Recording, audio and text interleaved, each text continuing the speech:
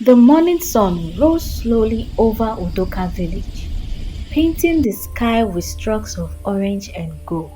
It was a quiet village, nestled between rolling hills and a forest so old that villagers said the trees remembered the footsteps of ancestors long gone. On the edge of this village lived Mama Unko, a small woman with a big heart. Her hut was made of mud bricks, patched so many times that no two parts looked the same. Her roof leaked during the rains, and her mat was older than some of the children in the community. But her spirit was brighter than a festival lantern. Every morning, before the first rooster crowed, Mama Unko stepped outside with her raffia basket, humming the same soft tune she had sung since her youth, a song of gratitude even in times of lack. The villagers adored her.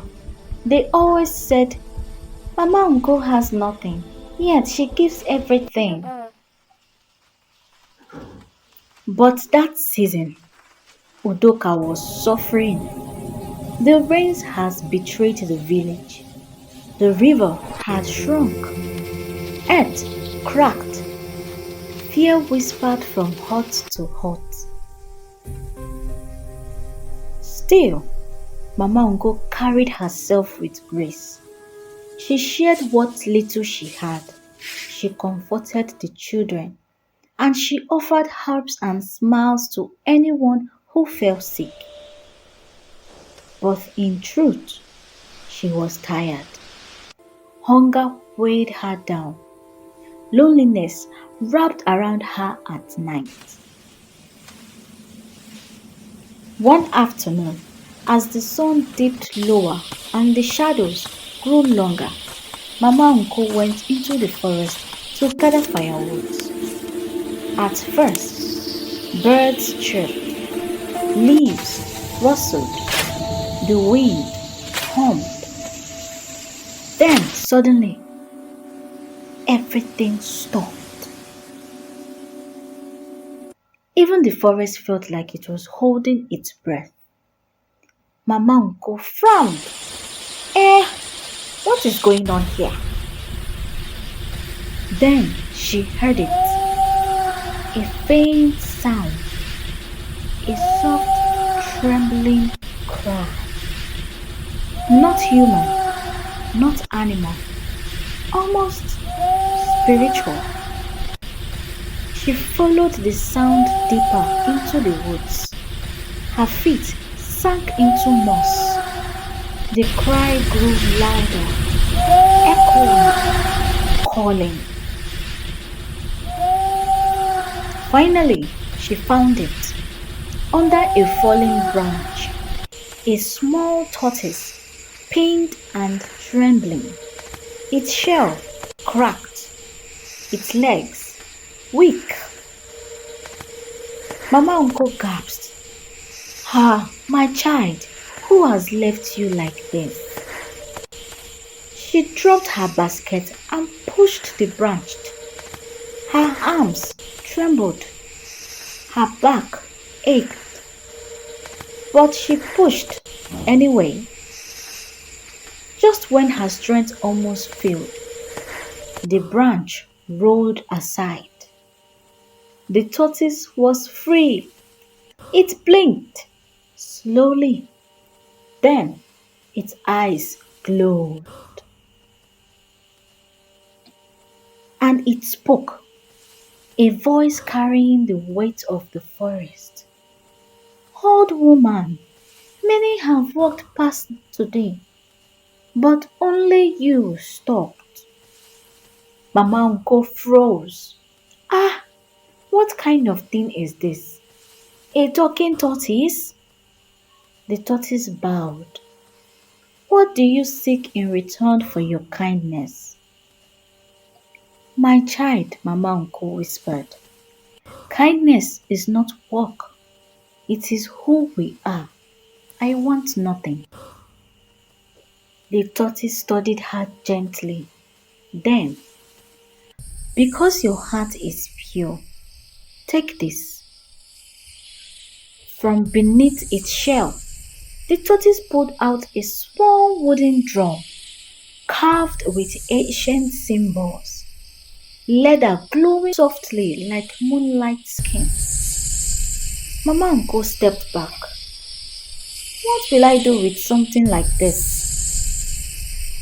When the world forgets kindness, the tortoise said, beat the drum once. The forest will remember you. Before she could ask any question, the tortoise turned, walked into the darkness and vanished. Mama Uncle stood alone, clutching the drum, her heart trembling. That night, under the glowing moon, Mama Uncle stared at the drum. A talking tortoise? A magic drum? Ha! Old age is catching with me, she laughed. But the drum called to her. She raised her hand and struck it once. The sound wasn't loud, but it traveled and carried power. The heart trembled. Golden light filled the room. Then the gifts appeared. Now, Gary, palm oil, dried fish, clothes, herbs, everything she needed. At dawn, the village children gathered. Mama, Uncle, you have food again. Mama, tell us a story. She smiled gently. When the forest gives, we accept with gratitude. But behind a palm tree, someone watched. Her jealous neighbor, Okoro. He saw the baskets. He saw the glow. He saw Mama Uncle's joy. And in his heart, a seed of greed took root. Kindness may seem small, but it echoes farther than the eyes can see. Mama Uncle's simple compassion awakened ancient forces, showing that goodness carries power, even when the world is silent. Hey guys, if you enjoyed this tale, don't forget to hit that like button. It really helps us to share more African stories with the world. And of course, subscribe to Imbiso Tales and tap that bell so you never miss the next story by the fireside. And we'll also love to hear from you. So drop a comment below and tell us what part of this story touched your heart. See you in the next episode right here where the fire never dies out. Peace.